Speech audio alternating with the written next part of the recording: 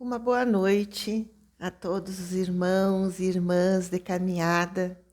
Sejam todos muito bem-vindos à nossa palestra especial, Violência contra a Mulher, um olhar de amor, dignidade e espiritualidade.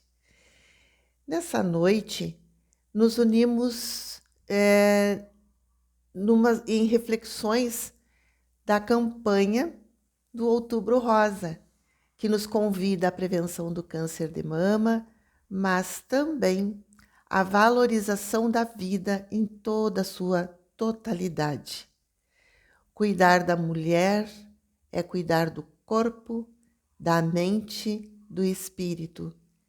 É reconhecer que o amor, a fé, a esperança são forças curativas que nos ajudam a superar desafios e a enxergar a vida com mais luz. O nosso encontro de hoje propõe uma integração entre o autocuidado e a espiritualidade, refletindo sobre a dignidade da mulher à luz da doutrina espírita.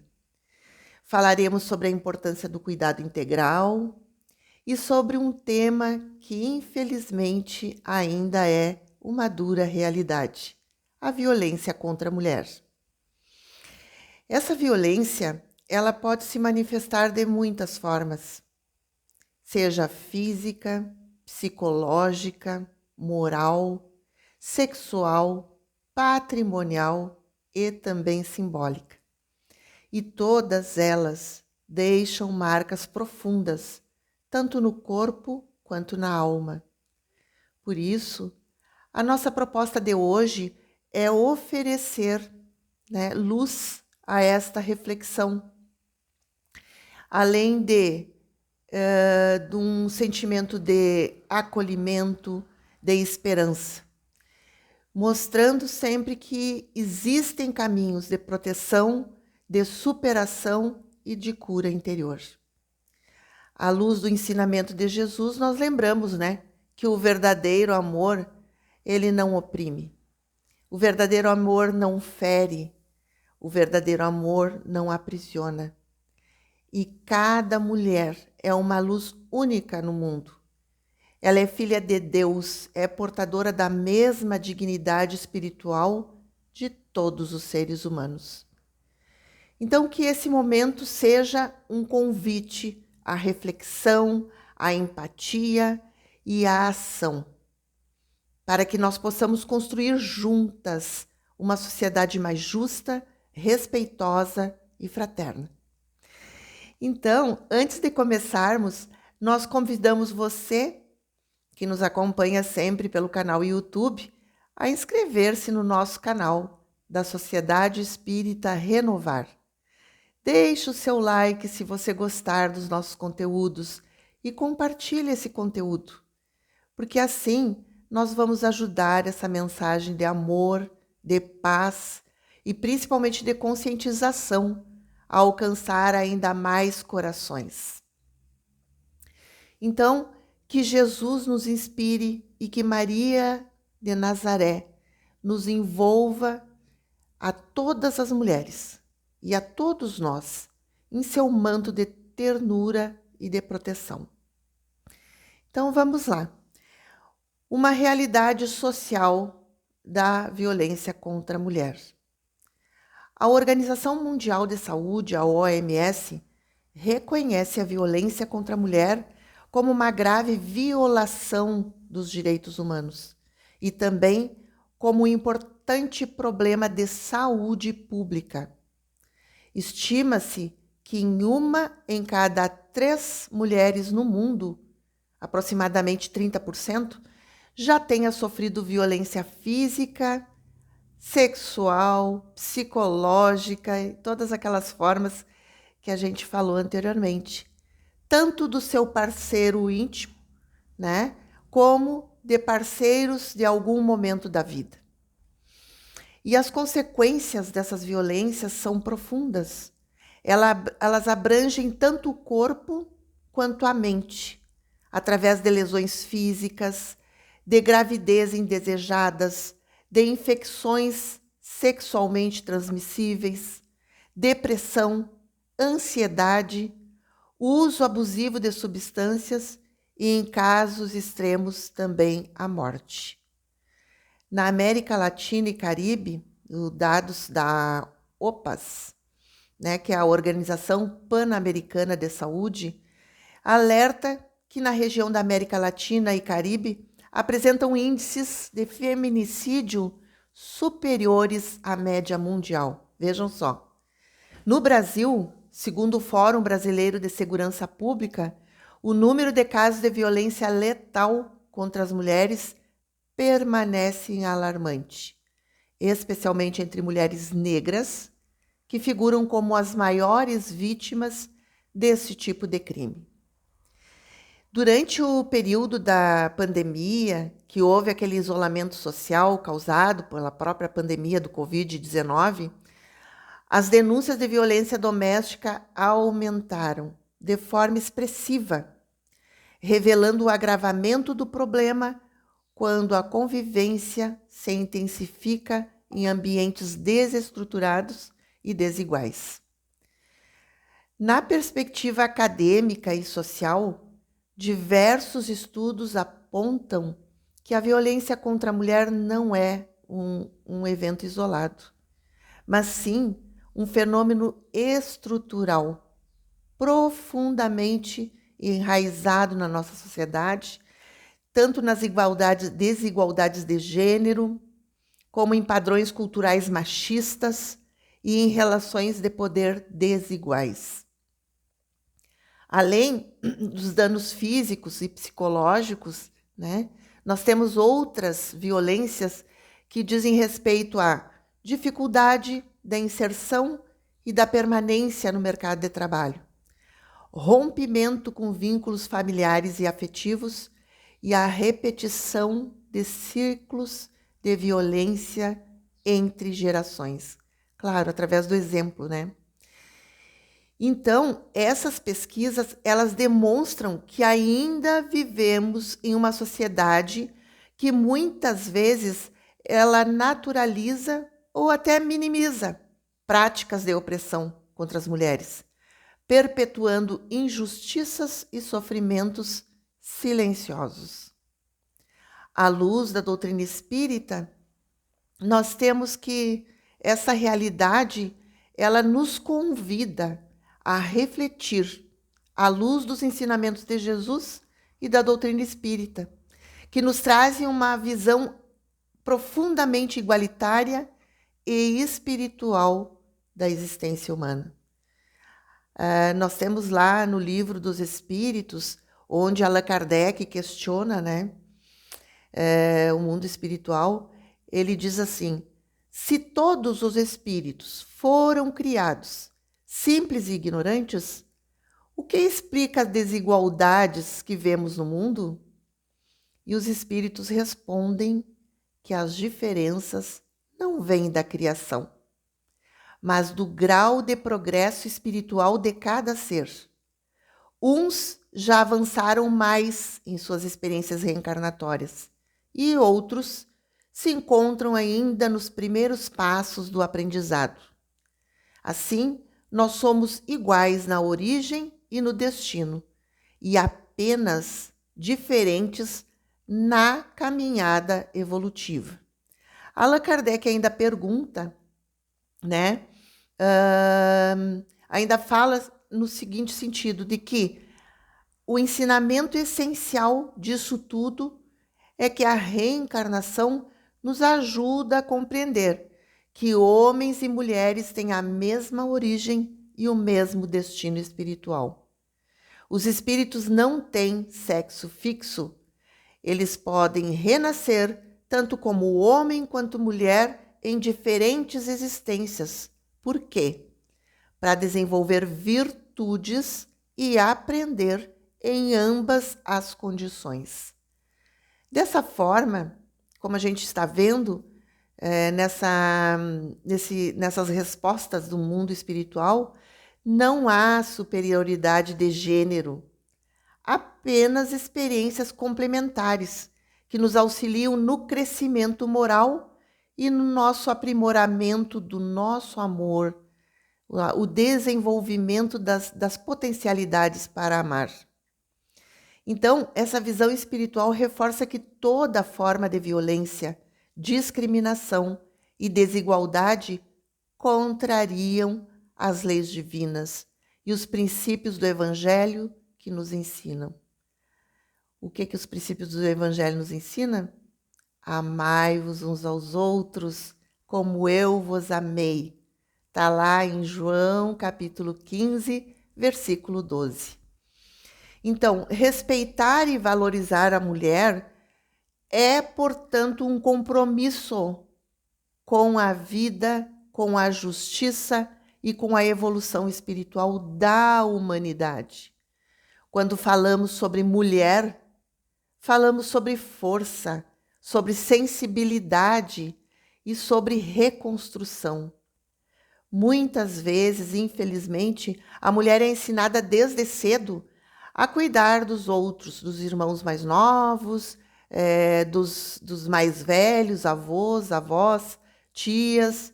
Então ela aprende a ser forte para todos e a colocar-se sempre em segundo plano.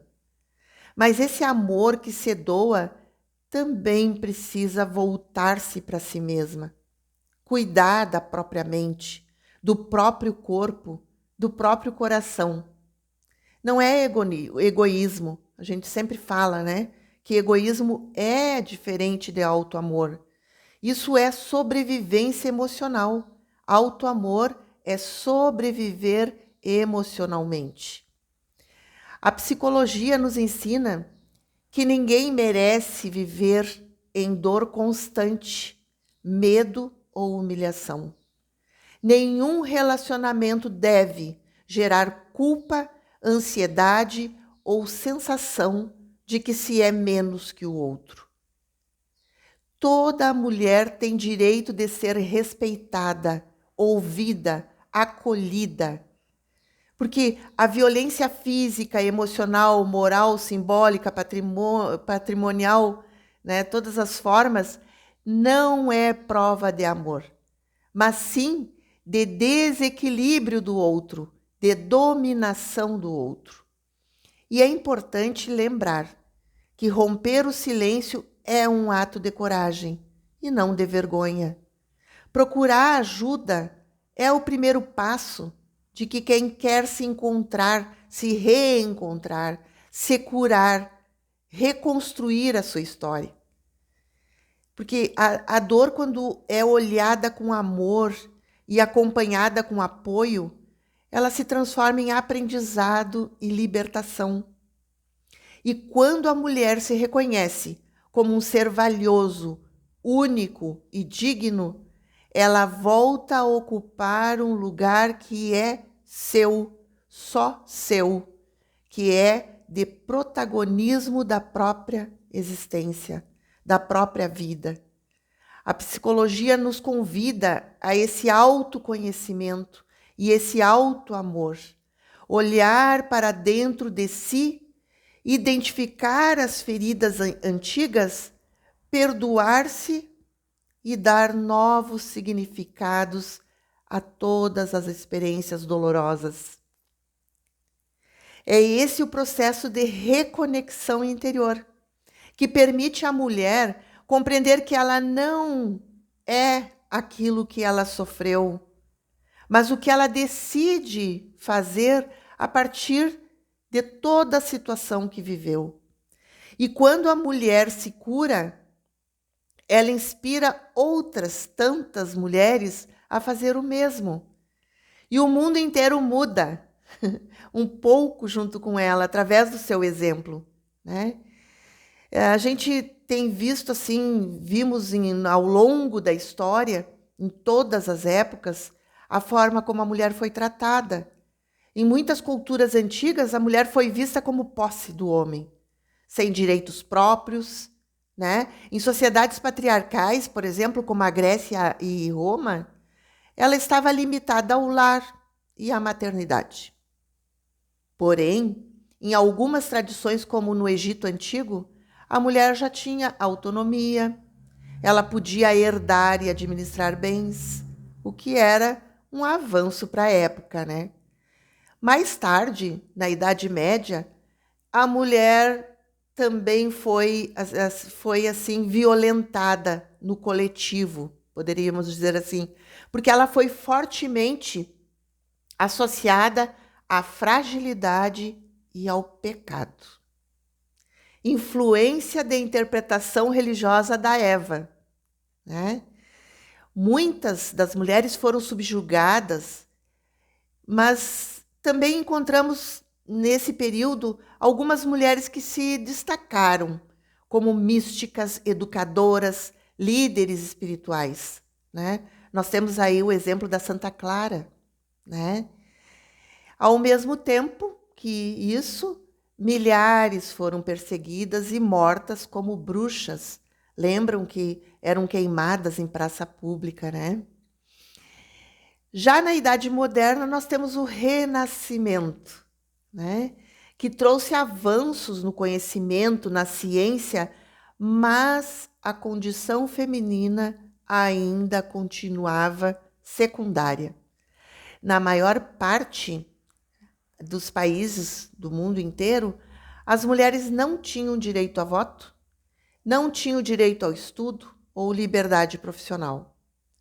Daí que surgiram, né, as primeiras vozes femininas que reivindicavam, né, a educação e a igualdade. Várias delas. E aí, mais recentemente, séculos XIX e séculos XX, com a Revolução Industrial, muitas mulheres ingressaram no mercado de trabalho, embora ainda em muitas condições de exploração. Aí vieram as lutas das sufragistas, que conquistaram o direito do voto, a participação política. Surgiram movimentos sociais, espirituais, que começaram a resgatar o valor da mulher como protagonista na sociedade. Hoje, a mulher conquistou espaços no trabalho, na política, na ciência, nas artes, e um espaço muito privilegiado, como a gente tem visto por aí, né? Porém, ainda enfrentamos violência, desigualdade salarial, preconceitos culturais. Então, o nosso desafio atual é alcançar uma verdadeira igualdade de direito e de oportunidades, mas sem perder a riqueza da sensibilidade e da espiritualidade feminina. Nós temos também, né, no nosso cotidiano, exemplos práticos de violência contra a mulher. Esses tipos de violência foram classificados, né, e reconhecidos pela Lei Maria da Penha. Lembram a lei número 11.340 de 2006, ainda no século XIX. E também sob uma perspectiva humana e educativa. Então, lá são considerados atos de agressão que causam dano no corpo da mulher, por exemplo, né? Empurrões, tapas, socos, chutes, puxões de cabelo.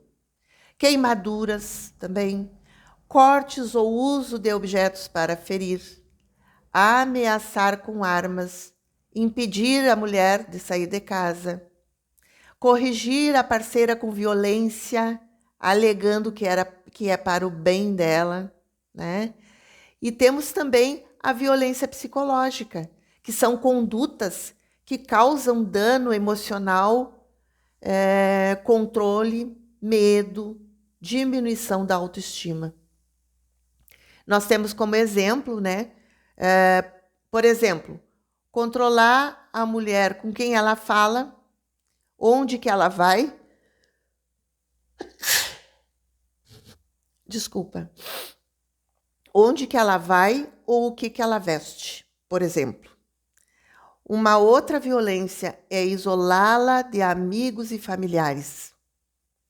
Uma outra ainda é ridicularizar, humilhar, xingar ou chamar de louca, inútil ou incapaz. Ameaçar tirar os filhos ou se machucar para manipulá-la, né? E minimizar as conquistas que ela faz, minimizar as suas decisões, né? Exemplos de violência moral que está lá na lei, que são condutas que ferem a honra ou a reputação da mulher. Acusar falsamente de traição ou promiscuidade, espalhar boatos, mentiras ou difamações sobre ela, expor a sua vida íntima nas redes sociais, fazer críticas públicas para envergonhá-la. Essas são as violências morais.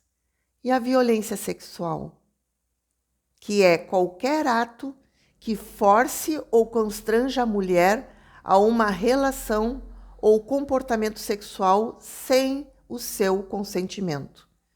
Nós temos como exemplo forçar relações sexuais, inclusive dentro do casamento, impedir o uso de métodos contraceptivos ou forçar a gravidez, aborto, obrigar a presenciar ou participar de atos sexuais e também os toques, as brincadeiras ou comentários invasivos sobre o seu corpo.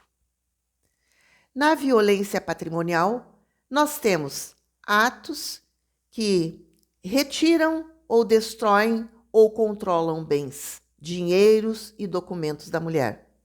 Por exemplo, tomar o seu salário ou cartão bancário, impedir de trabalhar ou estudar, danificar objetos pessoais, celular, roupas, carro, documentos, colocar bens apenas no nome do agressor para controlar, para o controle dele financeiro. Esses são atos de violência patrimonial. E os atos de violência simbólica, quais são? Esses são os mais sutis, porque eles ocorrem através de mensagens, de comportamentos e representações culturais que reforçam a desigualdade e a inferioridade feminina. Por exemplo, piadas e memes que desvalorizam ou sexualizam as mulheres. Que a gente está, assim, a todo momento a gente vê isso, né? Expressões como o lugar de mulher é na cozinha, ou mulher dirige mal, só podia ser mulher, né? Mídia e publicidade que reduzem a mulher a um corpo ou objeto. E expectativas sociais que impõem papéis submissos. Então, gente, esses são os tipos de violências que já estão lá incorporados, né, como violentos na Lei Maria da Pena. Então, nós precisamos falar em saídas para a situação de violência, oferecer esperança, acolhimento, caminhos concretos de libertação. Então, uma das primeiras coisas que é necessário é reconhecer a situação, principalmente a situação de violência simbólica.